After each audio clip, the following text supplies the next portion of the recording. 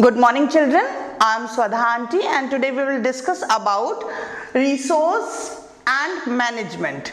Okay, आज हम बात करेंगे resources की और management की। अब ये resources क्या हैं? सबसे पहले हम इसकी बात करते हैं कि ये resources क्या हैं। देखो हम लोगों ने जन्म लिया, जन्म लेने के बाद हम लोगों के जन्म के बाद से ही हमारे छोटे छोटे उद्देश्य शुरू हो जाते हैं। भूख लगनी शुरू हो जाती है, प्यास लगनी शुरू हो जाती है और हम उन चीज़ों को पूरा करने के लिए कुछ ना कुछ चीज़ों की आवश्यकता महसूस करते हैं। जैसे मैं यहाँ स्कूल में आई हूँ आप सबको पढ़ाने के लिए, आप स्कूल में आए हैं पढ़ने के लिए, प्रिंसिपल मैम स्कूल में आती हैं एडमिनिस्ट्रेशन करने के लिए।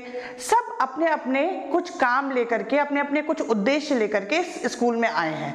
ठीक है, अब ये जो स्कूल में आने का उद्देश्य है हमारा, इसी को हम क्या बोलेंगे? गोल।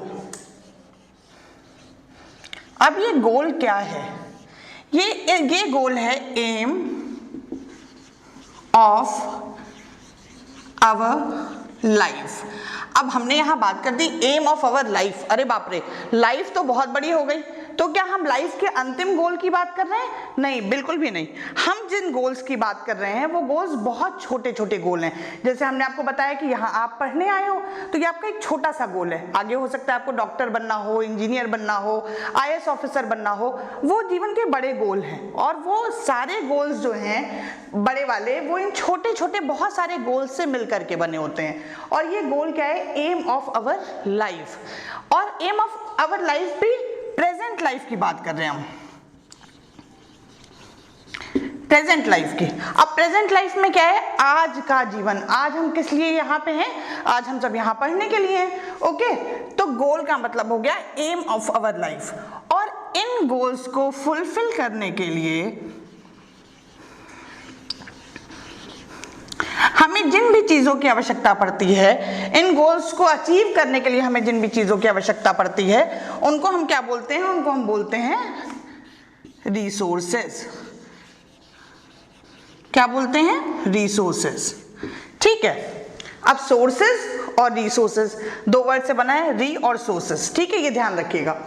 ये रिसोर्सेस हमारे आसपास की वो सारी चीजें हैं जिनका प्रयोग हम अपने इस एम को प्राप्त करने के लिए करते हैं। जैसे आप स्कूल में आए हैं, आप जिस कुर्सी पे बैठे हुए हैं वो कुर्सी आपके लिए एक रिसोर्स हो सकती है। ये ब्लैक बोर्ड, ये व्हाइट बोर्ड आपके लिए एक रिसोर्स हो सकता है। ये टेबल आपके लिए एक रिसोर्स हो सकती है। और यहाँ तक कि मैं भी आपके लिए एक रिसोर्स हो सकती हूँ।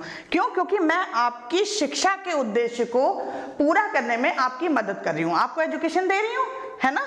तो आप यहाँ से कुछ ना कुछ पढ़ के जाएंगे, आप यहाँ से एजुकेशन लेके जाएंगे, तो मैं भी आपके लिए क्या हो गई? एक रिसोर्स हो गई।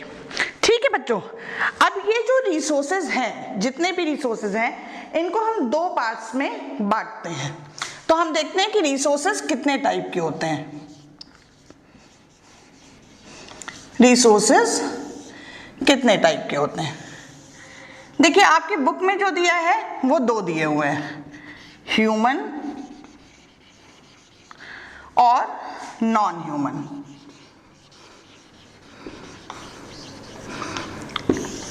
लेकिन अगर आप इन जनरल बात करें तो रिसोर्सेज कई तरीके के हो सकते हैं। रिसोर्सेज नेचुरल रिसोर्सेज हो सकते हैं, आर्टिफिशियल हो सकते हैं। अब नेचुरल रिसोर्स क्या हुआ? वो रिसोर्सेज जो हमें प्रकृति प्रदत्त हैं, हमें हमारे नेचर ने दिए हुए हैं। जैसे आप सन देख लीजिए, सन हम सबको एनर्जी प्रोवाइड करता है ना? आप रिवर्स देख लीजिए, वो हम सबको वाटर प्रोवाइड करती है। तो वो कैसे रिसोर्सेज हो गए? नेचुरल। और आर्टिफिशियल रिसोर्सेज वो सारे रिसोर्सेज हैं जो हमने खुद ने जनरेट किए हैं। ठीक है, लेकिन जो आपके कोर्स में रिसोर्सेज हैं वो है ह्यूमन और नॉन ह्यूमन रिसोर्सेज। अब हम यहाँ पे समझेंगे कि ह्यूमन रिसोर्स क्या है और नॉन ह्यूमन। तो ह्यूमन को हम व्यक्तिगत कह सकते हैं और इसे अव्यक्तिगत कह सकते हैं, अगर हिंदी में बात करें तो। पर human and non human are easier terms. तो हम इसी की बात करेंगे कि ह्यूमन रिसोर्स क्या है और नॉन ह्यूमन रिसोर्स क्या है।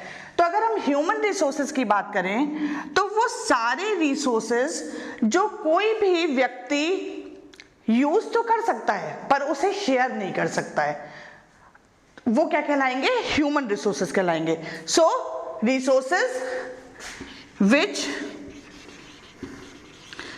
a human being human can use but cannot share.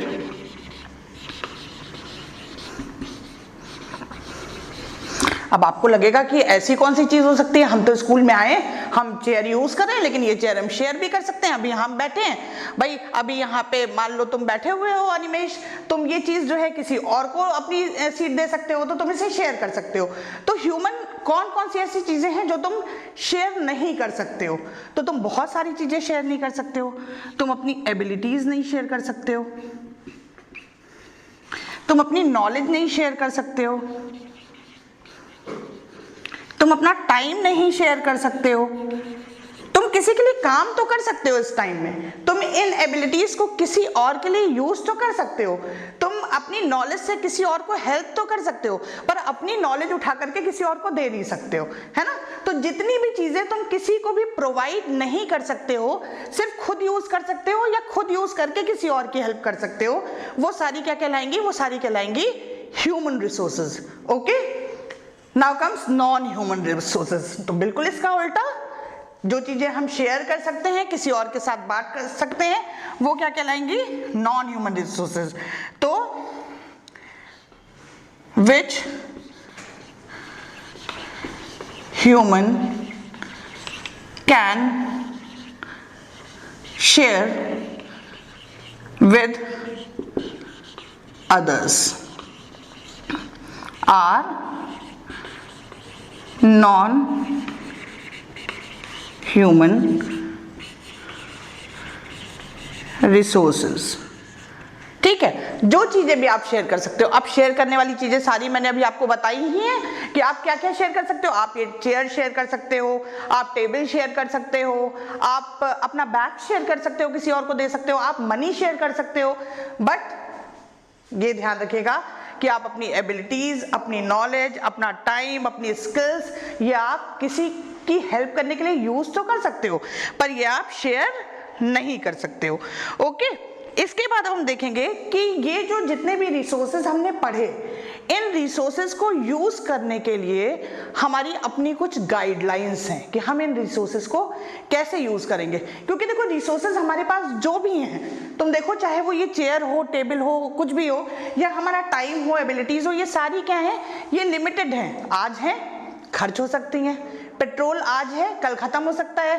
कोयला आज है, कल खत्म हो सकता है। ये चेयर आज है, कल टूट सकती है। हमारा टाइम, अभी हमारे पास 24 घंटे हैं, आज से लेके कल तक, पर धीमे धीमे ये टाइम भी बीत रहा है, ये भी खत्म हो सकती है।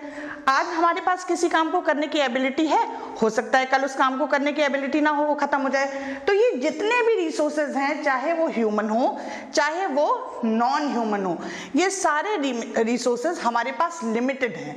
तो अगर लिमिटेड हैं तो हमें इनका प्रयोग करते समय बहुत ही ज्यादा सावधानी बरतनी पड़ेगी कि किसी भी प्रकार से इन रिसोर्सेज को हम वेस्ट ना करें। ठीक है, तो अब कुछ गाइडलाइंस हैं इन रिसोर्सेज को यूज करने के लिए। हम उन गाइडलाइंस की बात करते हैं कि वो गाइडलाइंस क्या हैं।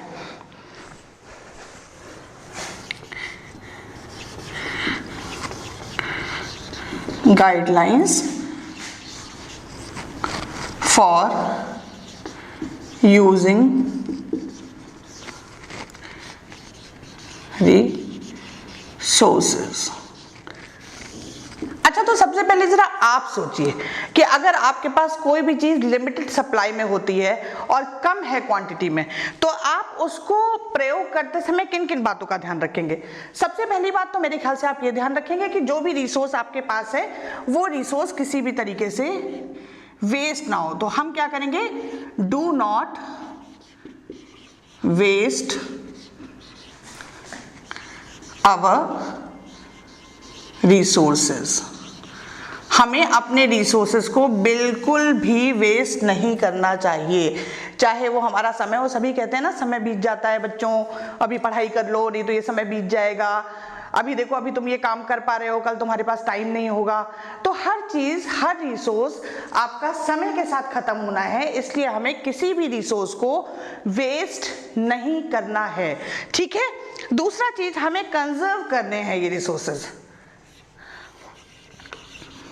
Conserve our resources. अब वेस्ट ना करने का मतलब यह है कि खराब नहीं करना है, पर कंजर्व करने का मतलब क्या हुआ, बचा के रखना है। आपके घर में एक अमाउंट ऑफ सैलरी आता है, पापा कमा के लाते हैं। अगर पापा ये सोच लें कि जो सैलरी वो कमा करके लेके आए हैं वो आज बस सब खर्च कर दें, तो कल जब आपको फ्यूचर में जरूरत पड़ेगी उस सैलरी की, उस अमाउंट की, उस पैसे की, तो आपके पास वो पैसा नहीं होगा, तो वो रिसोर्स आपका क्या हो गया, वो रिसोर्स आपका खत्म हो गया।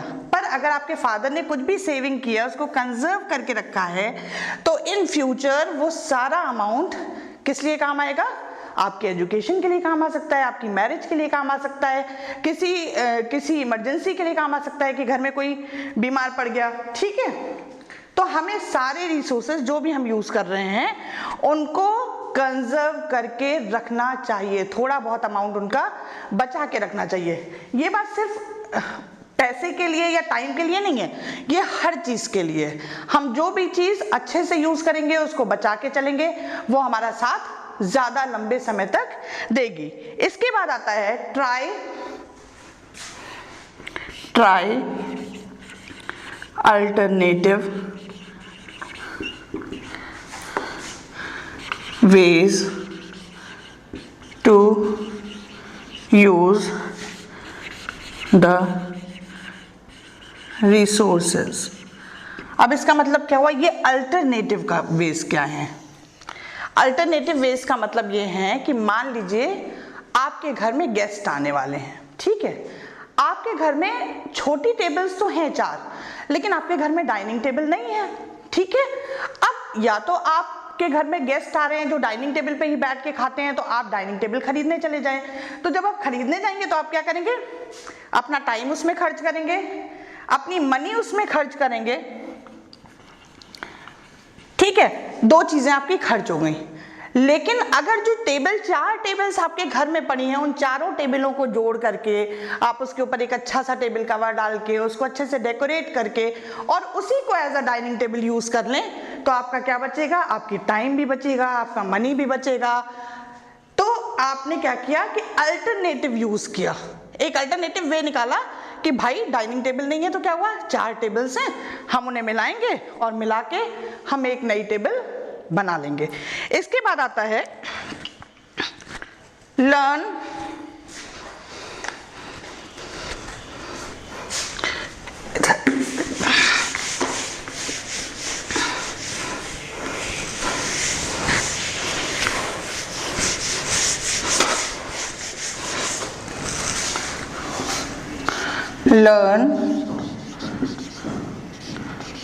ways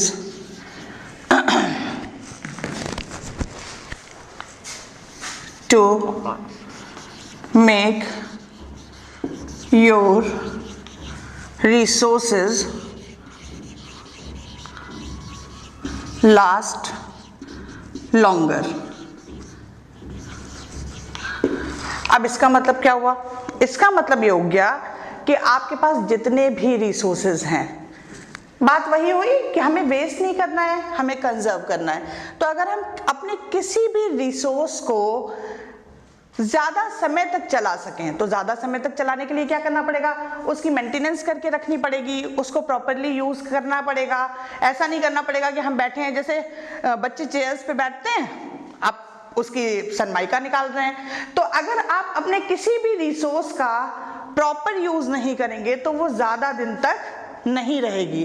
तो किसी भी रिसोर्स को यूज करते वक्त आप ध्यान रखें कि आपको ये ध्यान रखना है कि ये रिसोर्स ज्यादा से ज्यादा समय तक आपके पास अवेलेबल रह सके, आपके एम को पूरा करने में आपकी हेल्प कर सके, उसके लिए आपको प्रिवेंट करना पड़ेगा उसको। ठीक है, अब यहाँ पे एक बहुत इंपॉर्टेंट टर्म आता है कि जब हम ये कंजर्व कर रहे हैं रिसोर्सेज को, ये इसी से रिलेटेड है कि कंजर्व करते वक्त हम ये देख लें कि ऐसा तो नहीं है कि हम किसी को डिप्राइव कर रहे हैं। तो वाइल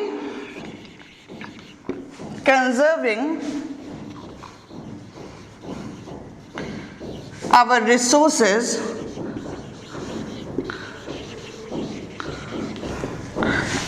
we should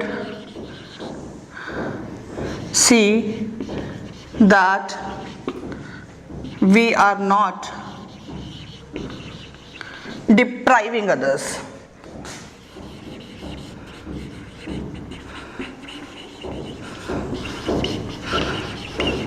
अब यहाँ डिप्राइव करने का मतलब क्या हुआ, मान लीजिए कि आप लोग यहाँ क्लास में बैठे हुए हैं, ठीक है, अब आपको इस कुर्सी को बहुत बचा के रखना है, 100 साल तक आपको इस कुर्सी को चलाना है।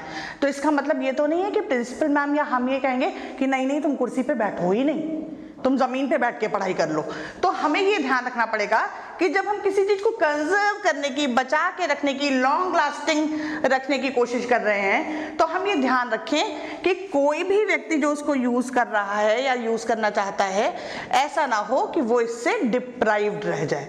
ओके बच्चों, तो आज हमने पढ़े रिसोर्सेज के टाइप्स और guidelines for using resources. Next session में हम लोग पढ़ेंगे management and process of management, कि मैनेजमेंट कैसे किया जाता है, हम क्या क्या रिसोर्सेज अपने मैनेज कर सकते हैं, हम टाइम मैनेज कर सकते हैं, हम एनवायरनमेंट मैनेज कर सकते हैं, हम अपने स्किल्स मैनेज कर सकते हैं, हम अपनी इनकम मैनेज कर सकते हैं। तो हम मैनेजमेंट पढ़ेंगे और मैनेजमेंट के स्टेप्स पढ़ेंगे। ओके बच्चों, अब आपका होमवर्क जो जरूरी है, आप सारे बच्चे ऑनलाइन ऑफलाइन अपने आसपास ये ढूंढेंगे कि आपके अपने पर्सनल काम के लिए आप कौन कौन से रिसोर्सेज यूज कर रहे हैं, वो रिसोर्सेज ह्यूमन है कि नॉन ह्यूमन है, किस तरीके के रिसोर्सेज हैं, उनकी लिस्ट आउट तैयार करेंगे। और मैनेजमेंट पढ़ने से पहले आप सबसे पहले अपने दिमाग में लाएंगे कि उन सारे रिसोर्सेज को बचाने के लिए या मैनेज करने के लिए आप खुद क्या क्या करते हैं। क्योंकि अगर आपके दिमाग में पहले से ही रहेगा कि आप किसी चीज को बचाने के लिए, कंजर्व करने के लिए क्या क्या कर रहे हैं, तो आपके लिए नेक्स्ट चैप्टर को समझना और आसान हो जाएगा। तो आप लोग अपना होमवर्क करिए, हम लोग नेक्स्ट क्लास में फिर से मिलेंगे और मैनेजमेंट और उसके स्टेप्स पढ़ेंगे। थैंक यू बच्चों।